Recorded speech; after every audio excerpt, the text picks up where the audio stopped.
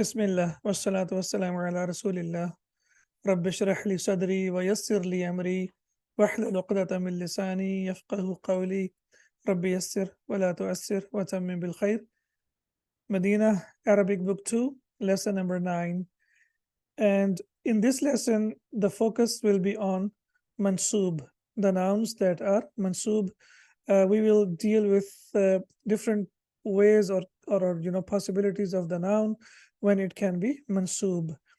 The sound plural of nouns for feminine takes kasra in mansub and majroor form. So when we talk about the noun when it is mansub, yani accusative case or objective case, we know that the objective case of the noun always comes with fatha.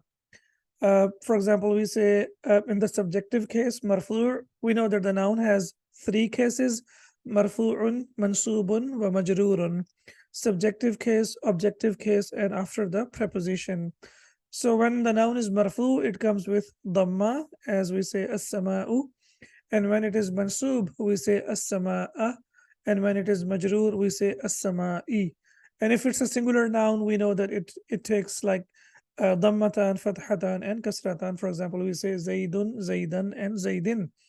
But when we talk about the sound plural of the feminine, that's very, very important, sound plural of the feminine, then in mansub and majroor, it takes kasra.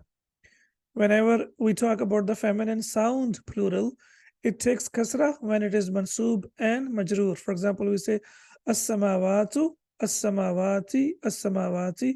So we can see over here that here, when it is mansub, it has kasra, and when it is majroor, it has kasra as well. Now the question is, how would we know if it is used as mansub or majroor? So of course, we know it is when we use it in a sentence, and from the context we will know whether we used it as mansub or majroor. For example, look at the example here. خلق الله السماوات والأرض. So now khalaqa, we know, is the verb, is the fi'l, and lafz al-jalala is the fa'il, the doer, and we have fi'l plus fa'il, and what we have after that is the object.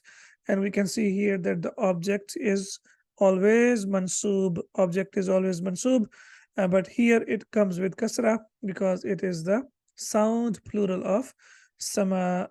So but when you look at ard, now we can see over here that ard has fatha on it. Why? Because we know this is object. So this is easy to figure out that it is object, but here sometimes kind of it becomes a little bit confusing. When we see kasra, we might be thinking that it is majroor, but no, both of them are object and both of them are mansub. Inna talibati fil hafilati. Now it's a very beautiful example over here. We know that ismu inna is always mansub, and here at-talibat is mansub. Ismu inna is always mansub. For example, inna allaha. So when we say inna allaha, it's very easy to figure out that we can see that the lafz al-jalala has fatha on it, but when we have the sound plural for the feminine, it takes kasra. Fil hafilati, and here it is majroor. And why it is majroor? Because here it has harf jar before it. So as I mentioned earlier, that from the context we will be able to know if the noun is mansub or it is majroor. So here it is majroor and here it is mansub, and in the objective or the accusative case. Here's something very important. You may not find it in most of the books sometimes. So I have brought it here, this point, because our target is to be able to understand the Quran. And in the Quran, you might come across an example like this, and then you might be thinking like, why here the mansub has come with fatha for the feminine plural. But the thing is, here we need to know that the broken plural of the feminine is treated as a regular singular noun. So we are talking about the broken plural, not about the sound plural. In the previous part of the lesson, we have discussed that the sound plural of the noun, which is jam'u salim will take kasra in both cases when it is mansoob and majroor. But the broken plural, ajam al-taksir, will not take kasra in both mansoob and majroor forms. In fact, we will deal it as a regular noun. For example, we have sautun and the plural is aswatun, qutun and the plural is aqwatun, both of them being used in the Quran. So we have aswatun when it is marfu, and when it is mansoob, it is aswatan, yani it takes fatha or fathatan, and then we have aswatan like a regular noun. And if we have al with it, so we will say al aswatu, and similarly we will say al aswata, and then we will say al aswata. So then this alif will be removed and it becomes regular ta over here, and al aswati will be the regular majroor form with one kasra, because when we have al, then we don't have tanween together. So now if you look at the example of the verse of the Quran, أعوذ بالله من الشيطان الرجيم يا أيها الذين آمنوا لا ترفعوا أصواتكم فوق صوت النبي. Now here لا ترفعوا, we know that this is فعل النهي, and after فعل النهي the noun is always mansoob, and aswat is mansoob over here, and here it is mansoob with fatha, not with kasra. What's the reason behind that? The reason is it's the plural of the feminine, but it's the broken plural, it's not the sound plural. So this is a very important point, and inshallah I believe it's clear now. When we have learned, like we have learned, in fact it should be not when, so we have learned that when that ra'aytuka means I saw you, ra'aytuka, I saw you, and ra'aytuhu means I saw him. So here what do we see with the verb? We have the attached pronoun. What do we have with the verb? We have the attached pronoun ka, and here we have the attached pronoun hu. Similarly, it can be ra'aytuki, and it can be ra'aytuha, ra'aytuhum, ra'aytuhuma, ra'aytuhunna. All the 14 attached pronouns can come with the verb. But when we have ya al-mutakallim, when we attach ya al-mutakallim with a noun, then a small change takes place. And what's that change? Ra'aytani. So here what happened over here? We can see that a small noon has been inserted. So when we use ya mutakallim as attached verb, or we use it with a verb as an attached pronoun, then what happens? A small noon is inserted. So this is called noonul wiqaya. What do we call it? Noonul wiqaya. That means noon of protection. So whenever you are using a verb, and with the verb you want to use ya al mutakallim, then we have to make sure that we have to insert a small noon. This noon will be read with kasra, because we know that ya al mutakallim has a demand or requirement that there should be kasra before it. So when you want to say you saw me, you will say ra'ayta plus ya al mutakallim, and then noon has to be added, so you say ra'aytani. Similarly, you want to say Allah subhanahu wa ta'ala created me, so you will say khalaqani Allahu, and ya al mutakallim, when we connect ya al mutakallim with hamzatul istifham, we connect it with fatha. As we say subhana rabbi yal a'la, subhana rabbi yal azim, and similarly khalaqani Allahu, Allah subhanahu wa ta'ala created me. So now whenever we have ya al mutakallim with the verb, whether it is the past tense or the present tense, we have to insert a small noon. For example, darabani, sa'alani, ja'ani. So whenever you have like the verb and you want to use ya al mutakallim, yani me, you want to say me, then you have to add a small noon before that. Number 3, what about the ta'ajjub, exclamation, like we say in English? So how beautiful is the car, or how beautiful is the car, as we can see over here. So now here, if you see, we have exclamation over here, and what's the pattern that we need to use in Arabic language? And the pattern is, you will say ma ajmala hadhihi sayyarata. So this is called fi'l ta'ajjub, verb of wonder or exclamation, and has the form of ma plus af'ala, ma af'ala. And after that, the noun will be mansub. After that, the noun will be mansub. Ma af'ala. And this ma is not ma of negation or ma of istifham. This is ma of ta'ajjub. So we call it ma at-ta'ajjubiyya.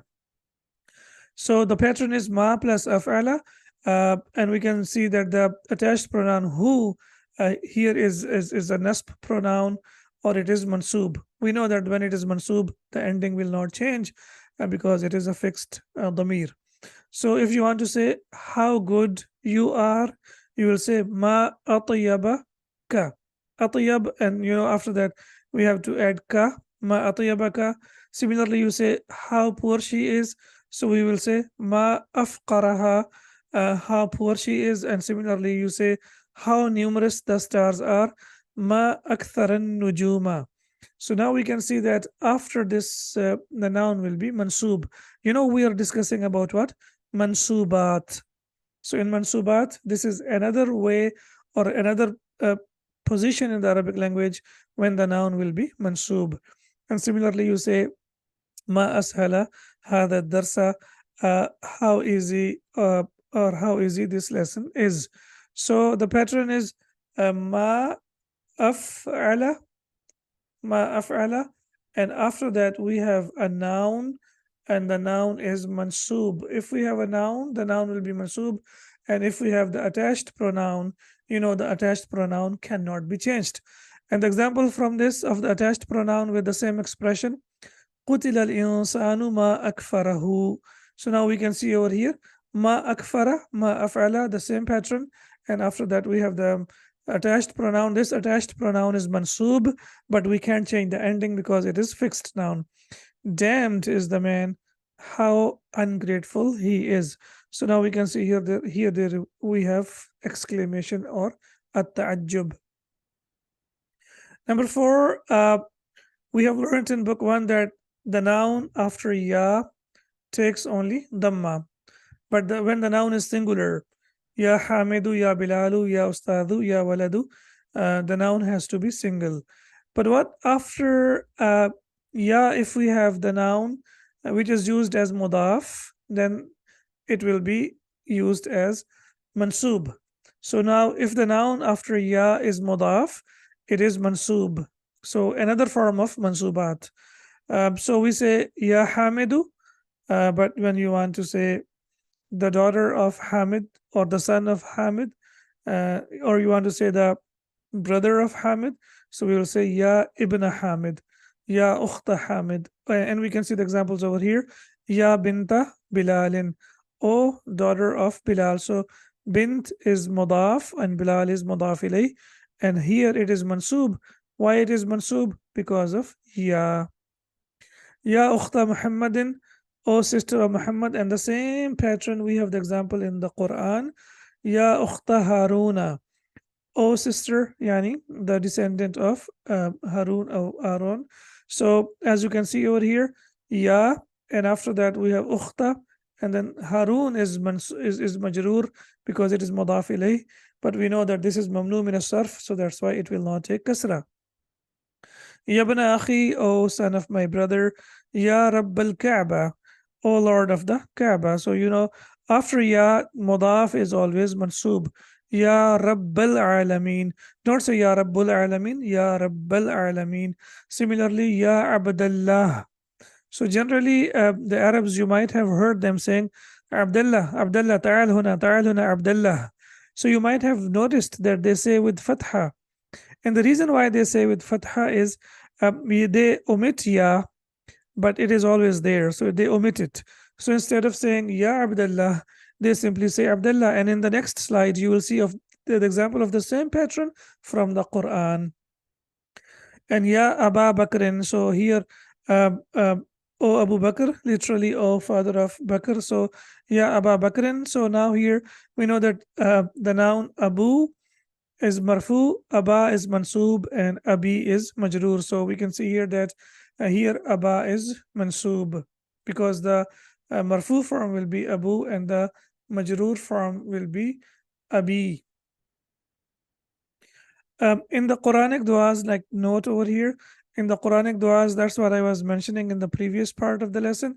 Uh, we say Rabbana, which is basically Ya Rabbana, where Ya is omitted. So this is the uslub of the Quran, as we can see here.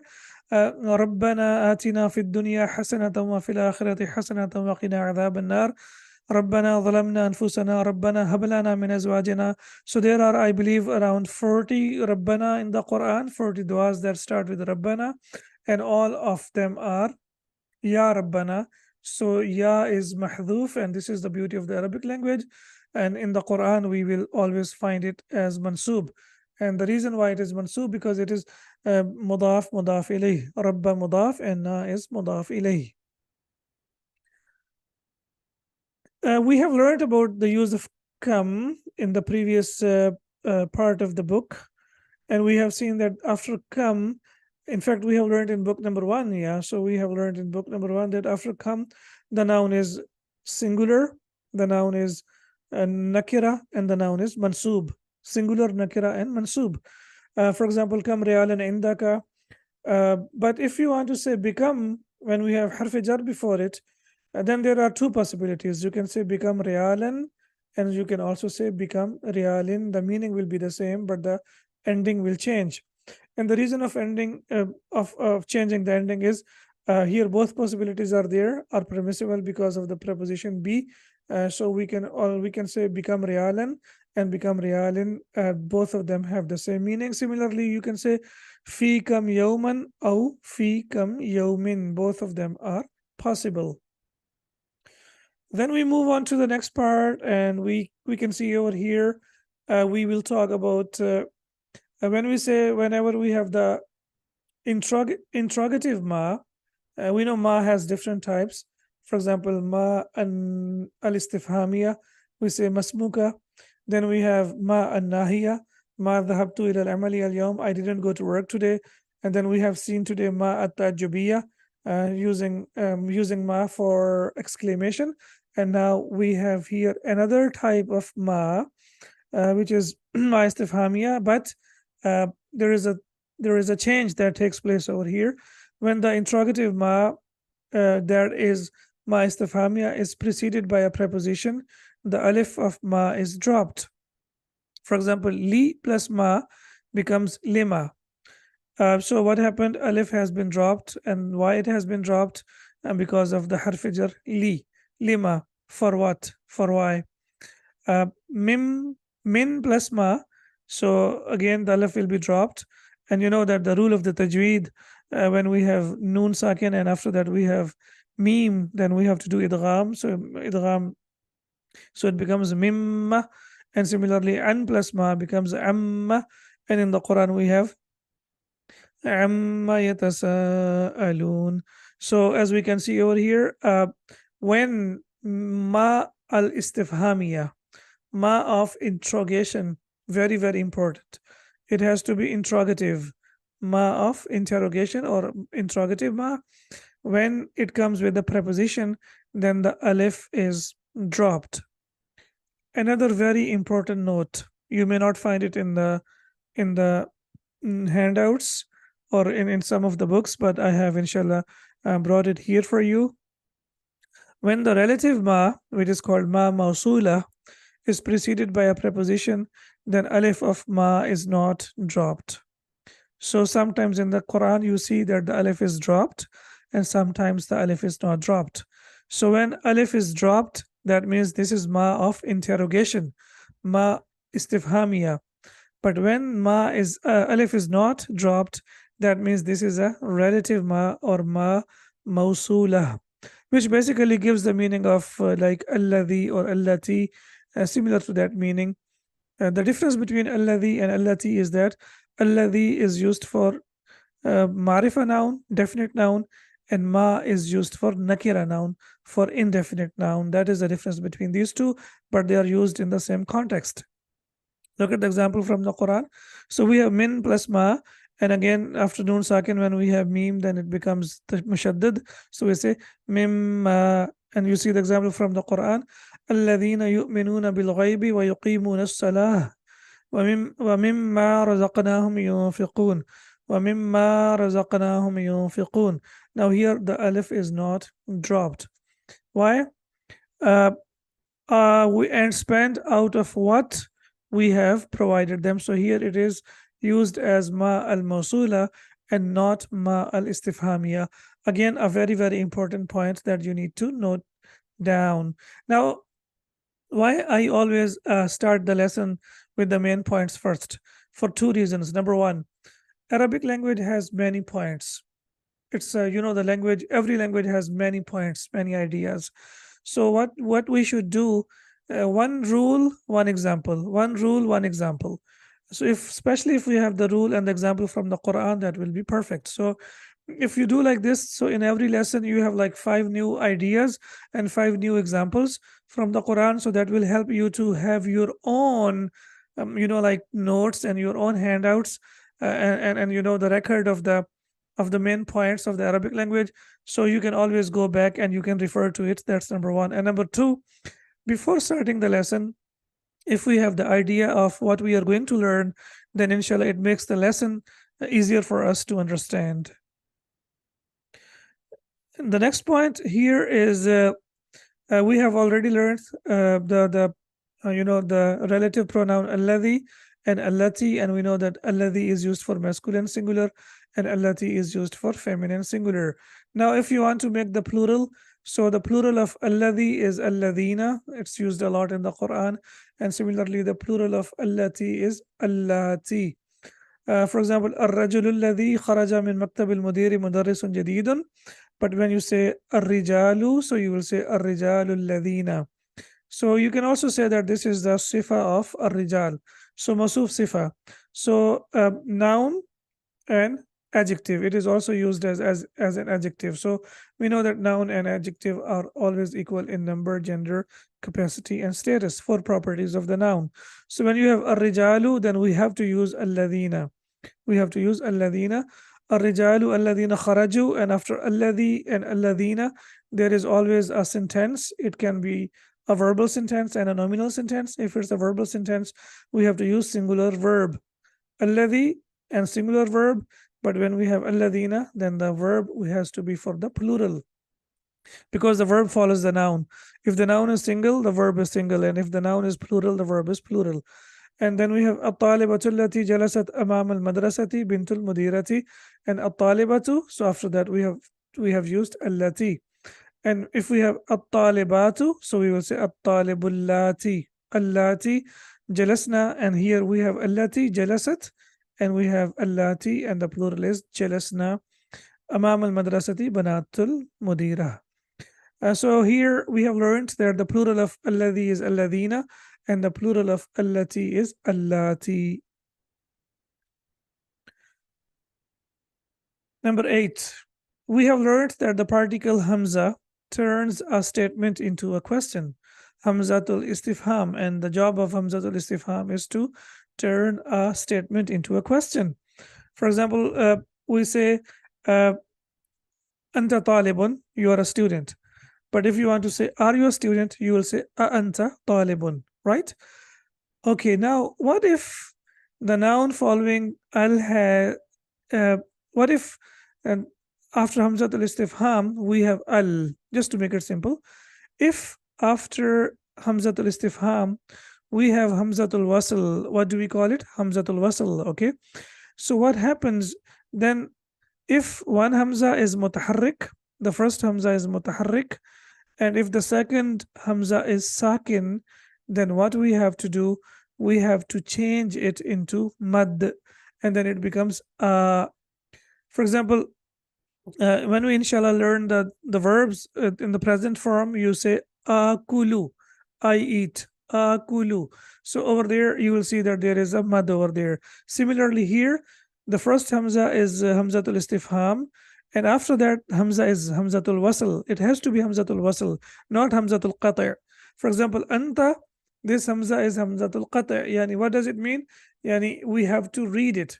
So when you say so you have to say anta talibun, anta talibun. And in the Quran we have أأنذرتهم أأنذرتهم. So in both, the Hamza has to be pronounced because in both uh, the Hamza is Hamzatul Qati'. So أأنذرتهم. So here we have to recite the Hamza. But what if after Hamzatul Istifham we have Hamzatul Wasl? Then Hamzatul Wasl changes into a mad. It becomes Mad al Asli. So we will say Al Mudarrisu Qala Lak. And if you want to say, did the teacher say this to you? So we have another Hamza before it. And when we have Hamzatul Istifham, and then after that Al Mudarris, Hamza is Hamzatul Wasl. So now it will change into a mad. So now we will say Al Mudarrisu Qala Lak. Al Mudarrisu Qala Lak. Did the teacher tell you?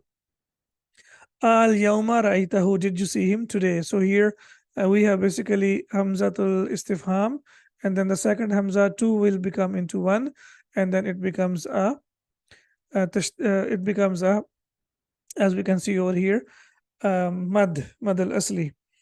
However, as I explained earlier, if after Hamzatul Istifham we have any other letter, then it will not change. For example, Hada Talibu Sa'alaka, and simply you will say Ahada Talibu Sa'alaka. Here we will not make any change. And I have given you the example over here as well. Now in the Quran we have Allahu adina lakum am ala Allahi yaftarun. So what is this basically? This is and then after that we have Allahu, and we know that the Hamza of Lafzul Jalala is Hamzatul Istifham. So now what happened? Hamza and Hamzatul Istifham have changed into a mad over here. So it becomes Allahu adina lakum am ala Allahi yaftarun. How would we know that this is Hamzatul Istifham? Look at the translation. Has Allah permitted you, or are you fabricating a lie against Allah? And then there is a question mark. So this is also a very, very important point over here. Number 9, this is something we have taken in book 1 as well, but just to, since we have it in the lesson. So here, if a word ends with alif maqsura, and we know what alif maqsura is. Alif maqsura is basically ya, but this ya is empty. It does not have any haraka on it. So we write it like this. So if a word ends with alif maqsura and we need to connect it with an attached pronoun, then it changes into alif. It changes into regular alif. For example, we have kawa plus hu. So now here we have alif maqsura, and here we have the attached pronoun. So as a result, this alif maqsura changes into a regular alif, as we can see here. Kawahu, he ironed it. Similarly, we have manan, plus we have the attached pronoun ha, so it becomes ma'naha. So here it changes into a regular alif, and as we can see here, it means its meaning ma'naha. Number 10, at-tullabul jududul khamsatu, the 5 new students. Here, the number is being used as an adjective. We have learned that the numbers from 3 to 2 are used as mudaf ilayhi, right? The numbers from 3 to 10 are used as mudaf ilayhi. However, it is also possible that we can use the numbers as adjectives. So if you want to say the 5 new students, here the number is used as an adjective, and so it comes after the madud. Of course, we know that noun comes first and then we have the adjective. First mawsuf and then sifa. Here are some other examples. For example, al-kutubul arba'atu, the 4 books, al-rijalul asharatu, the 10 men, and similarly we have as-sihahu sittatu, the 6 authentic books of hadith, and al-akhawatul khamsu, the 5 sisters. Now here you can see we have ta marbuta, but here we don't have. All right, the reason is, you remember the rule? The rule for numbers from 3 to 10, the adad from 3 to 10 is opposite in gender. It's opposite in gender. What does that mean? If the original noun, for example, rajulun, if the original noun is masculine, then the number will be used for the feminine. For example, we will say thalathatu rijalin. And similarly, if the original noun is feminine, if the original noun is feminine, for example, you say imra'atun. So what we will do now, the number that will be used will be for the masculine. So we will say ثلاثة imra'atin or ثلاثة nisa'in, in fact. ثلاثة nisa'in. So here, kutub, kitab, and the plural of kitab is kutub. So kitab is masculine, rajul is masculine, sahi is masculine. So that's why the number that is used is for the feminine. But if the noun itself is feminine, if the noun itself is feminine, for example, ukht, as we know, ukht is feminine. Now we can see that the number that is used for it as an adjective is masculine. And why it is used as masculine? Because we know the numbers from 3 to 10 are opposite in gender. And in the Quran, what do we have? As-sama'u sab'u, or as-samawatu sab'u. And we have the same example in the Quran as well. Then we have number 11 over here. إلى المدير ذهبتم. Did you go to the, so this is our number 10 point, and here we have number 11. إلى المدير ذهبتم. This is a very, very common usloob or expression in the Arabic language, and especially in the Quran, that the jar majroor comes before the verb, or it comes before the noun. And the reason why it is brought, as we can see here, إلى المدير ذهبتم, here إلى المدير has been brought forward for the sake of emphasis. So whenever jar majroor comes ahead of the noun or ahead of the verb, that means it is used for the sake of emphasis. Note the following. For example, you say رأيت بلالا, I saw Bilal, without emphasis. But you say Bilalan رأيت, here it is more emphatic. It was Bilal that I saw. It was Bilal that I saw. So now you can see over here that it becomes more emphatic. And the same expression, if you see in the Quran, we have Lillahi ma fis samawati wa ma fil ard. To Allah belongs whatever is in the heavens and whatever is in the earth. Yani, whatever is in the heavens and the earth belongs only to Allah subhanahu wa ta'ala without any shadow of doubt. So Alhamdulillah, Quran clears all our doubts. And to understand that, we need to learn the Arabic of the Quran so we know exactly and how it is used, and then after that we can appreciate the beauty of the Arabic language and appreciate of the beauty that is used, the beauty of the Arabic language that is used in the Quran, and then we will understand the real meaning of the Quran in the right context. Now, the translation really cannot justify it. But when you know that here lillahi is used in the beginning of the sentence for the purpose of emphasis, it gives you a different feeling, and you feel like you can relate to yourself to the Quran and to the Arabic language. سبحانك اللهم وبحمدك أشهد أن لا إله إلا أنت أستغفرك وأتوب إليك. السلام عليكم ورحمة الله وبركاته.